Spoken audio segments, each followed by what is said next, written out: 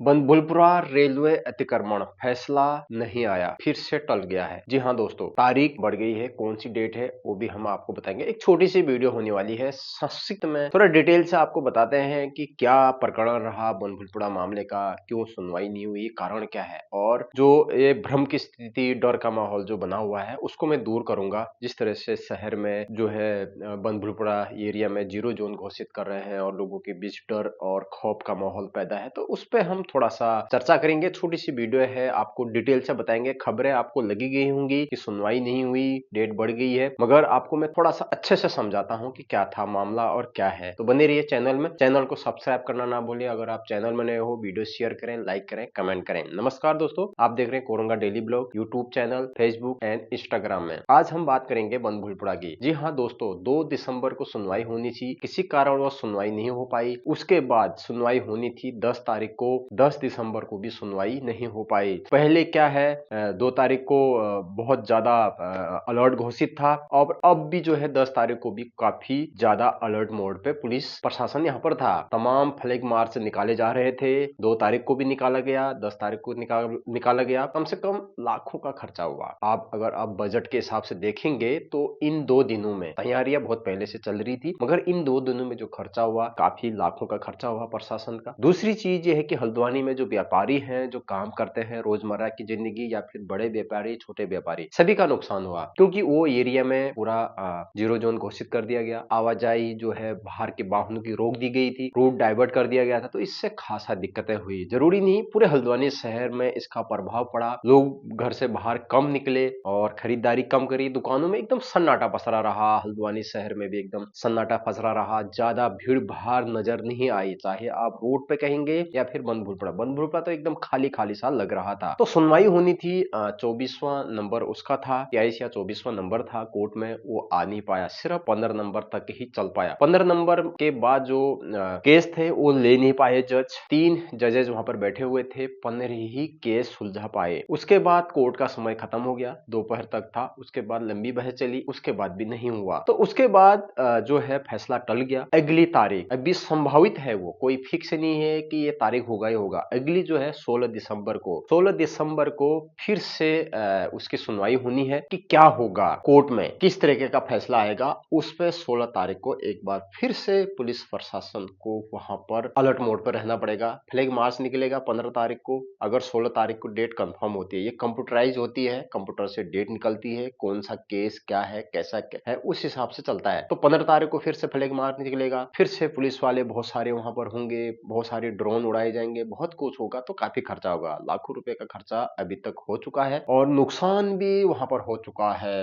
जो normal public जो होती है हल्द्वानी में, जो रोजमर्रा की जिंदगी करते हैं, उनका लाखों का बिजनेस का नुकसान पड़ा, काफी असर पड़ा है। आने जाने में लोगों को काफी दिक्कतें हुई है। और दूसरी चीज ये है कि वहां पर बैरिकेड लगा दिए गए थे। तो जो कोर्ट के जो एडवोकेट थे, संप्रीत सिंह जी जो एडवोकेट हैं, उन्होंने प्रेस में यह बताया कि वहां पर इस तरीके से नाकाबंदी करना ठीक नहीं है, इस तरीके से लोगों को आवाजाही के लिए रोकना ठीक नहीं है, ऐसा एडवोकेट साहब ने बताया। उन्होंने कहा कि हम जब अगली सुनवाई होगी तो हम यह मुद्दा भी वहां पर रखेंगे, क्योंकि बनभुलपुरा को लेके वहां पर बैरिकेड लगा दिए जाते हैं, आवाजाही बंद कर दी जाती है, इस तरीके का वहां पर हो रहा है। भय का माहौल, एकदम डर का माहौल सा वहां पर हो गया है। तो इस पर भी हम बातें करेंगे, क्या होगा, कैसा होगा। तो आपको मैं वीडियो के जरिए बता दूं, डर का माहौल कुछ भी आपको नहीं करना है, डरने की आपको कोई आवश्यकता नहीं है। अगर आप बनभुलपुरा वो एरिया से वीडियो देख रहे हैं, वहां पर जजेस ने पहले ही कह चुका है कि इनका पुनर्वास हो। जो भी 4000 से ज्यादा जो घर है, 50,000, 4000 से जो ज्यादा घर है, उसमें आबादी जो है लगभग 50,000 से ऊपर की आबादी है, उनको हम बेघर नहीं करेंगे। ऐसा कोर्ट ने पहले ही कहा है कि उनकी पुनर्वास की व्यवस्था करी जाए। तो इस पे सुनवाई होनी है कि क्या होना है वहां पर। ये नहीं है कि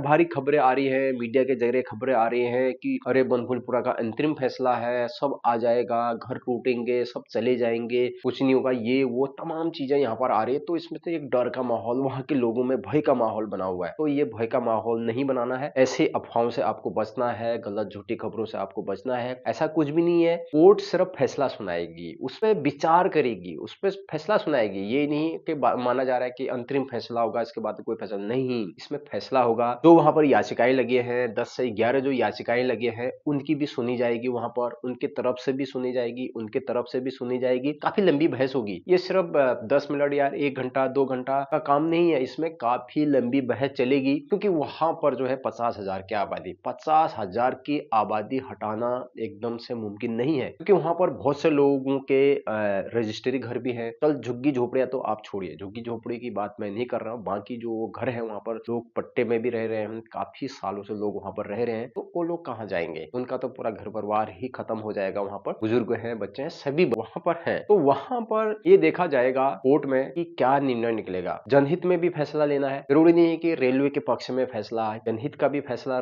देखना है। कोर्ट का जो निर्णय होगा वो सर्वमान्य होगा, सुप्रीम कोर्ट, उसके अलावा आगे कोई कोर्ट नहीं है, बस लास्ट वही है। वहां पर सबकी सुनी जाएगी, जो याचिका करता है उनकी भी सुनी जाएगी, और वहां पर जो पब्लिक है उनकी भी सुनी जाएगी, वकीलों की भी सुनी जाएगी, सबकी सुनी जाएगी, सबकी सुन के ही फैसला लिया जाएगा। काफी लंबी बहस चलेगी। बहुत से लोग कह रहे हैं कि यार वो ये हो जाएगा वो हो जाएगा, तो ऐसा भ्रम की स्थिति बिल्कुल भी ना रखें आप। बाकी दूसरी ओर से हम देखेंगे तो पुलिस को लॉ एंड ऑर्डर जो है मेंटेन करना है, शांति व्यवस्था रखनी है, प्रशासन की जिम्मेदारी बनती है, यह बात को हम मानते हैं। तो अब जो है 16 तारीख को, अभी कंफर्म डेट नहीं है, 2-3 दिन पहले ही पता चल जाता है कि कंफर्म डेट कब है। उसके बाद अगर 16 तारीख को सुनवाई नहीं हुई, जो भी सुनवाई होती है जिसके भी पक्ष में होती है, जरूरी नहीं कि अंतरिम ही फैसला आएगा या फिर 16 तारीख को ही होगा। डेट पे डेट जारी है, 2 से 10 हो गया, 10 से अभी 16 हो गया, 16 से अब अगर 16 को नहीं होगा तो अगले साल जाएगा, क्योंकि जो शीतकालीन जो सत्र होता है उसके दौरान कोर्ट की जो है क्या होती है, सुप्रीम कोर्ट शीतकालीन छुट्टियां होती है, कम से कम 10 से 15 दिन की छुट्टी होती है। उसके बाद नए सत्र में कोर्ट खुलता है, उसके बाद सुनवाई का दौर जारी रहेगा, यानी कि 2026 जनवरी में